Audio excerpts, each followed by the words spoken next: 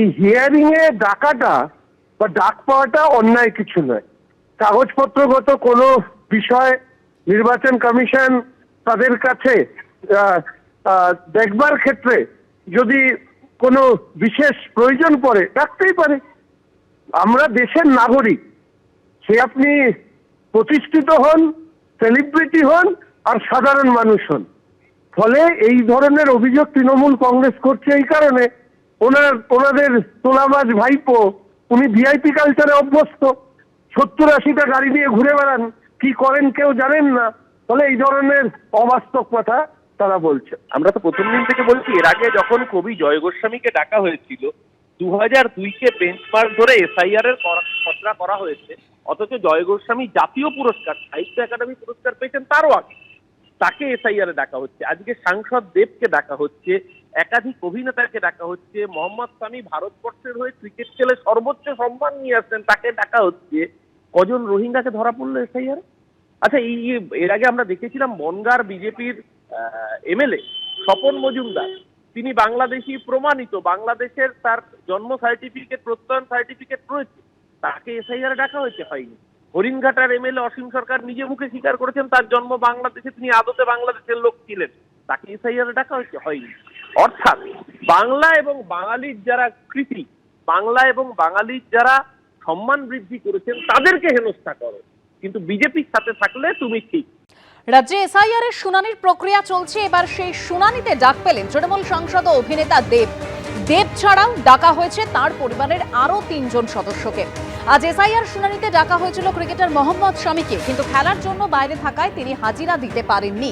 তবে এসআইআর শুনানিতে আজ হাজিরা দেন অভিনেতা কৌশিক বন্দ্যোপাধ্যায় ও লাবণী সরকার।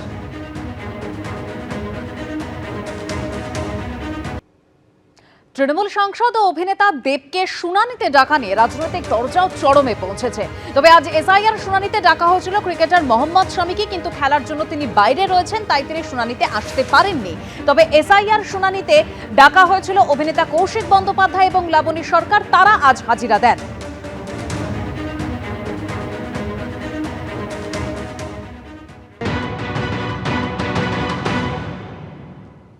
বেসিক্যালি ওনাদের ওই প্রোজিনি এবং সেলফে 2002-এর নিচের পোর্শনটা যেটা থাকে, বাদিক এবং ডান দিক দুটোই পোর্শন লেখা হয়নি। এবার ন্যাচারাল ইলেকশন রুলস অনুযায়ী আমাকে ওনাদের ডাকতে হবে।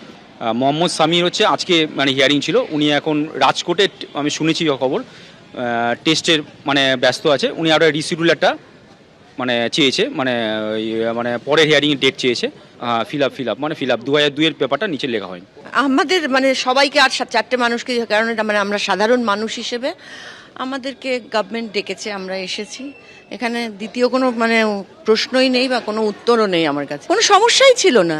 জাস্ট মানে আমরা আসলাম, আমাদের একটা করে সিগনেচার নিল এবং আমার সই দেখলো, পাসপোর্ট করলো, ভেরিফিকেশন করলো, একবার পাসপোর্ট দেখলো, ব্যাস, দ্যাটস ইট।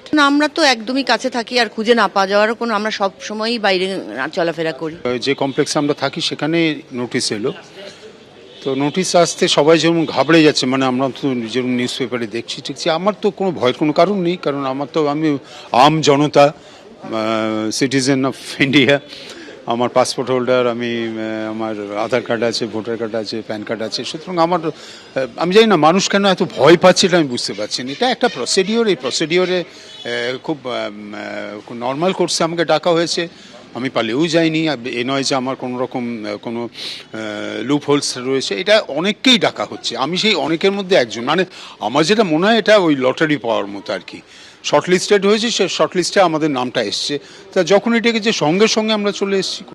আর এসআইআর নিয়ে কেন্দ্র নির্বাচন কমিশনকে ফের আক্রমণ করেছেন মমতা বন্দ্যোপাধ্যায়। তিনি বলছেন, বয়স্ক লোকেরা নাকে অক্সিজেন নিয়ে যাচ্ছে, তাকে ডেকে পাঠাচ্ছে, অন্তঃসত্ত্বা মহিলাকেও যেতে হচ্ছে, তাকে প্রমাণ দিতে হবে এদেশের নাগরিক কিনা।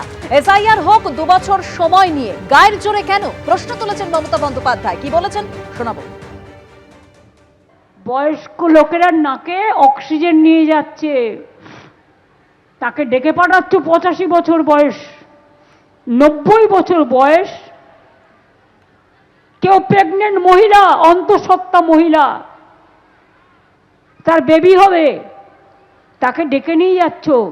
তাকে এতদিন বাদে এদেশে থেকে প্রমাণ করতে হবে সে দেশের ভোটার কিনা, সে দেশের নাগরিক কিনা? সারা গলায় তো এক গাদা কার্ড ঝুলিয়েছ। আধার কার্ড কে করেছিল? Government of India. আজকে জিজ্ঞেস করুন, ভোটার নাম উঠবে, আধার? No sir. সার্টিফিকেট প্রমাণ হবে? No sir. ভোটার নামটা বাদ যাবে? Yes sir.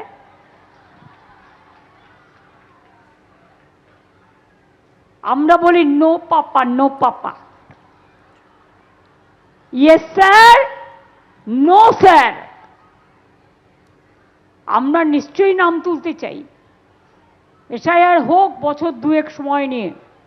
গায়ের জোর কেন? গায়ের জোরে 2 মাসের মধ্যে 81 জন, প্রায় 70 জনের মতো মারা গেছে। বাদ বাকিরা সুইসাইড করতে গেছিল, হসপিটালে আছে। একবারও প্রাণ কাঁদে না?